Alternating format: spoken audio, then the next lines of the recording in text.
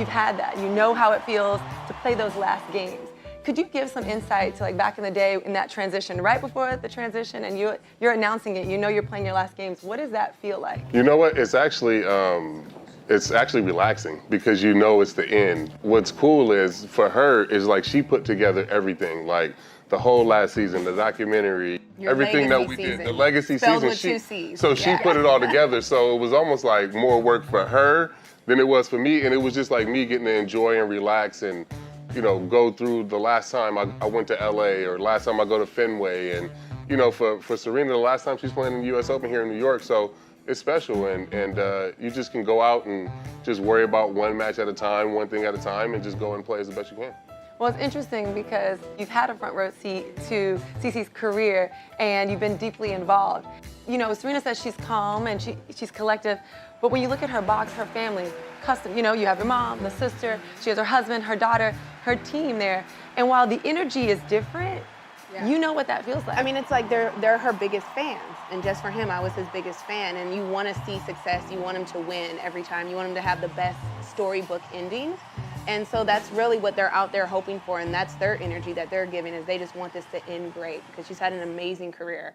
And I think that's what I told Cece. You know, you've already done what you're supposed to do. You've already made it 19 years. You've gotten this far. So just like go out. Oh, thank you. Go out and just, you know, do what you do. So. I love that. What was the transition like? So retirement happens. Did you, on the day you wake up and you're like, oh, I don't have practice. I don't, you know, like I assume, again, I'm not Serena Williams, I'm not a professional athlete, but I assume if you've been doing something for many years and you've been really great at it, you wake up one day and you're just like, so, you know, I'm not doing that thing. I'm sure there are many other things to do, but I'm not doing that thing I've done so many times. It wasn't a problem for me. Like, I knew I was gonna be good at retiring. I'm really good at leisure and relaxing. Like, I knew 5 years before I retired I was gonna be good at retirement. So I've got everything out of baseball that I wanted, you know, whether it was, you know, World Series or watching, you know, my teammates go to the highest heights. Like, there was nothing that I owed the game or the game owed me. So I feel like Serena's maybe the same way, where she's got nothing else to accomplish or play for, and when it's done, and you can just, you know, wake up and start the next part of your life. I love being retired. I love that for you. I love that for you. We're here at the US Open for tennis.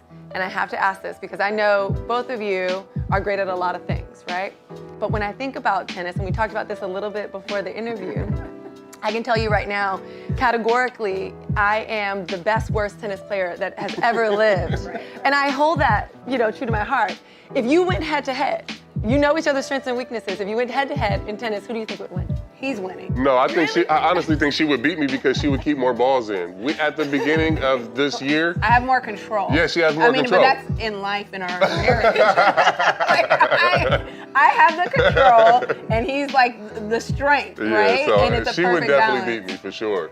Okay, let's keep this game going. Since we'll never know who will ever win a head-to-head tennis tournament against you two, I thought we'd play a game. Are we down for that? Sure. Okay, this is called Wheels Up. Now, Wheels Up is all about any destination where Emirates flies. I'm going to show you the destination. You're going to give Amber clues. Your goal is to help Amber get as many correctly as possible. There can only be one winner. Okay, you ready? Yeah, I'm ready. All right, 3, 2, 1. Place in Italy that we haven't been yet. Northern. It's where you can ride the gondolas and stuff. Oh my God, I don't know. I know it. It's the only place that I want to go in Italy that we haven't been. The one place I'm like, we have to go there. Yeah, pass. Yeah. Next one. Okay. It's where I want to go for the World Cup. Like, it's like I want to fly to this place for the World Cup, and then I'll go to Qatar. But I need to Japan? No, I need to fly here to get to Qatar. Babe, we had this conversation just like 15 minutes ago. Disney? This is Okay, gonna we're be gonna go until Amber horrible. gets one. No, come on. I'm gonna Disney. need. Where's Disneyland? In Orlando? Disney, yes. Are we talking about Disney Okay. Paris? I don't. Okay. She's not gonna get that one. Pass Okay. the next one. Red Sox. Boston. There we go. Apparently, I'm staying in the U.S. That's good. Dubai was the one, Oh. and then Venice was the Italy. Yes. Okay. And I was even getting the Were you giving clues? Amber's getting some clues off camera here. Oh, man. Are we ready? I wasn't ready for this. This is why he knows I would have committed to this game. Okay, let's go. Amber let's had two go. locations correctly. Now, CC, we're rooting for you to get more than two correctly, All right. okay? He's going to be great. All right, here we go, Amber. It's all up to you. The pressure. Oh, it's the furthest baseball team that you have to fly to. Seattle. Okay, you got one already. You got to switch. Oh my God, what are the different landmarks here? Oh, it's even a city in Georgia, but it's also like a beautiful place to go visit as well. Pass. I'm not gonna get it, but we're gonna say it.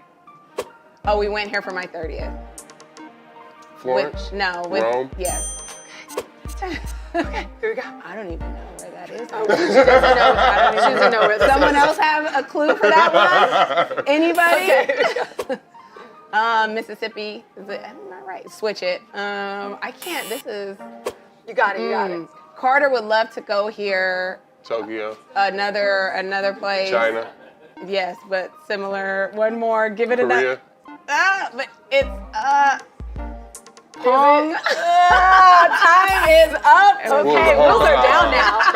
So it looks like we got a 2-2 tiebreaker. And that might have been my fault. Like maybe if you two play, he'll win it. But for me, I can't give the clues. I'm the worst. No, this was perfect No, because that was awesome. the winner of Wheels Up was actually going to have to decide who answered our next segment, which is called Unforced Errors. But since it's a tie, you both get to answer this. Okay. So Unforced Errors is where you share a funny kind of blooper that happened in your life. Something that, sometimes you look at celebrities and you're like, they're always perfect. They got everything under control.